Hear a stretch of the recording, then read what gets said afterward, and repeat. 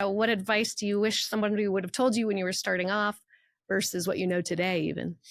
Yeah, I really went into, well, first of all, hearing protection, Yeah. is super important, but equally important is finding someone who knows a bit about musicians' hearing protection, because I kind of, just went in blindly. I'm like, I know I need to protect my hearing, but I didn't really have the education behind it. And so, on tour, not every single night did you have a pair of hearing protection. Usually I would use like the foam plugs, but sometimes if I didn't have that, I got very good at making makeshift earplugs out of like toilet paper or something. I like folded it just the right way, and so yeah, I think that probably the best advice is to seek out a musician specific audiologist. I even did get hearing protection at one point from an audiologist who was fine, but didn't really know anything about musicians audiology and musicians issues in particular.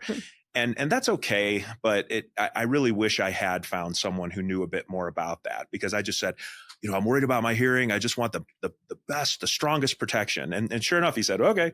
And he fit me with 25 dB attenuation filters, which, I mean, we'll probably get into it, but that's too much for what I needed.